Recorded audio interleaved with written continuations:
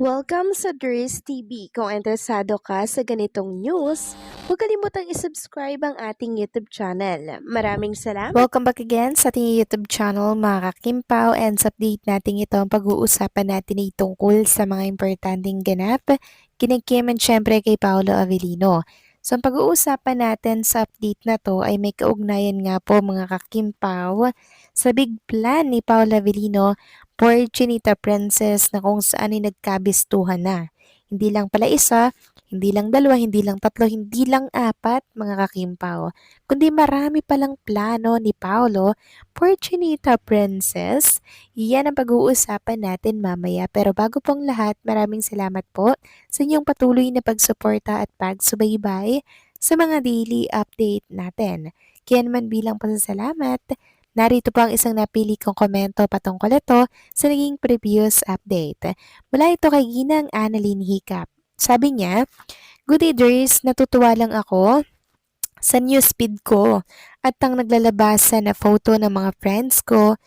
Pretty, I want ko ba? Kung sausaw lang sila kay Kim. Basta ako, excited sa movie. Mag-ingat ang lahat, maulan, Kim Pao forever." Maraming salamat sa inyo komento, Ginang Annalyn Hiccup. Sobrang dami talagang naglalabasan. Maging sa newsfeed ko naman kung ano-ano po ang mga nababasa ko about kay Kim and Paolo. Iba talaga pag sikat, no? Bawat kibot, konting pansin lang, talagang pinag-uusapan sa mundo ng social media. Ngayon po talaga pag sikat, sobra mga kakimpaw. Ultimong paghinga mga kakimpaw, syempre, napupuna. Kasi sikat si Kim and si Paolo. Basta bahala sila dyan mga kakimpaw. Tayo naman basta nakatutok lang tayo sa mga good vibes about Kim and Pao. Pero kung may katotohanan man nga po yung mga balita at napapansin ng mga Kim Pao fans at netizen, abay, sino ba tayo para tumanggi pa dyan? Yan yung matagal nating minamanifest. 'Di ba mga kakimpaw? At pag yan ay nangyari, for sure, diretso na po yan sa church wedding dito sa Pilipinas. Pero sa ngayon, magmatsyag-matsyag lang muna tayo at pakiramdam kung ano na ba ang status. 'Di ba kung may katotohanan nga ba talaga yan? Kasi mamaya hindi naman. Pero pansin ko lang ha, hindi na po laging nag-gym si Chinita Princess, unlike noon na everyday mga kakimpaw, 'di ba? Meron po siyang papu sa gym, pero ngayon, mukhang wala 'no. Nung, nagpo si Chinita Princess nung nagbubuhat siya ng barbell, wala na pong kasunod 'yan mga kakimpaw. Hindi na po nasundan, kaya magmatyag-matyag lang tayo. So maraming salamat sa inyong komento, Ginang Annalyn Hiccup.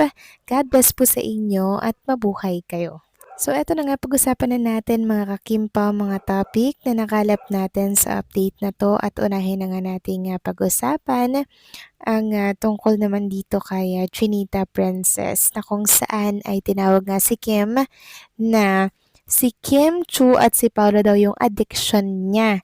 Sabi niya nga dito mga kakimpaw, isang Kimpaw fan to sa ex, "My sweetest addiction is Kimpaw. Looking forward to your 5th, 6th, 7th, and many more projects together. May your journey continue for years to come. I must admit that Kimbao helped me overcome my separation anxiety. Living and working in a foreign land is not as easy as it seems. There are days filled with homesickness, loneliness, and silent battles. But whenever I see Kim and Pao together, whether they are acting, performing, or simply sharing moments, they never fail to bring a genuine smile to my face and laughter to my heart. Thank you for being a source of comfort, happiness, and hope for so many of us, especially overseas fans like me, praying for a more blessed life, good health, and the success and more beautiful milestone for these two wonderful souls. May you continue inspiring people through your love, friendship, and incredible talent. Here's to more Kimbo Project, more unforgettable moments, and many more reasons for us to smile. We are more than ready for Copino or whatever movie comes next." So napakaganda po ng post niya mga kakimpaw, no? Talagang pinapakita niya dito na marami talagang nagagawa ni Kim and Paolo Avellino. Malaking tulong po nila sa mga OFW. Talagang nakaka-alis stress po si Kim and Paolo, no? Kahit malalayo po yung ating mga kababayan, nakikipagsapalaran po sa ibang bansa. Meron po silang inspirasyon na walang iba kundi si Chinita Princess and Paolo. And hopefully mga kakimpaw, mas marami pang project ang pagsaluhan natin mula kay Kim and Paolo. Samantalang pag-usapan naman natin mga kakimpaw ang tungkol dito sa nagkagulatan na nga po kasi yung big plano ni Paolo abay na ibulgar nga mga kakimpaw. Not 1, not 2, not 3, not 4, not 5. Marami to mga kakimpaw. Grabe, marami palang dapat abangan kay Kim and kay Paolo. May isang interview kasi mga kakimpaw at ito yung nabasa natin. May part na mapapaisip ka talaga eh. May part na sinabi ito ni Paolo na napaisip talaga ako ng bongga. And ito ngayon ay pinag-uusapan ngayon din sa ex. Sabi ni Paolo, hindi ko alam kung pwedeng sabihin to eh. Pero may mga dinidevelop. Medyo marami. Ayan no, medyo marami daw. Hindi ko lang alam kung ano ang matitripan. Sobrang dami palang plano nila mga kakimpaw. Grabe no, naka-line up pala talaga yung mga project na dapat nating abangan sa kanila. Ang dami daw pong dinedevelop. Ayan no, medyo marami. Hindi daw niya alam kung pwedeng sabihin to. Naku, nasabi niya ng mga kakimpaw eh. Wala na syempre ang atrasan yan. Final na yan na meron talaga silang iba pang mga project bukod sa Copino, bukod sa Metro Manila Film Festival.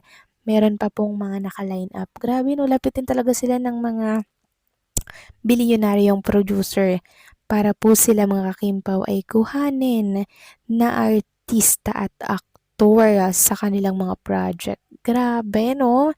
Pero sana sa maraming plano na yan, sana lahat yan ay ma-approve, lahat pumasa, lahat maging bentable sa maraming netizen, 'di ba? And sa lahat ng project naman nila, hindi tayo lumulubay.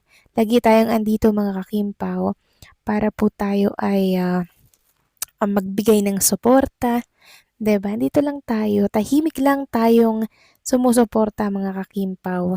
And naipapanalo po natin lahat ng laban ni Kim and Paolo. Kaya kung ano man yung mga planong yan na sobrang dami, support lang natin kasi alam kong para yan sa future nila mga kakimpaw. Kaya puspusan na po talaga yung pagpaplano po nila para syempre sa ikakabuti po ng future ni Kim and ni Paolo. Oo, alam nating marami na nilang pera, pero syempre iba po talaga paghanda mga kakimpaw. And alam naman natin na may mga business din si Kim and Paolo. Ibig sabihin, pinapaikot lang din po nila yung mga pera nila para po tumubo at hindi po ma-stuck sa bangko. Very wise yung mind nila Kim and Paolo. Very compatible. So kayo ba mga kakimpaw, anong masasabi ninyo dito sa update natin? Please comment down below.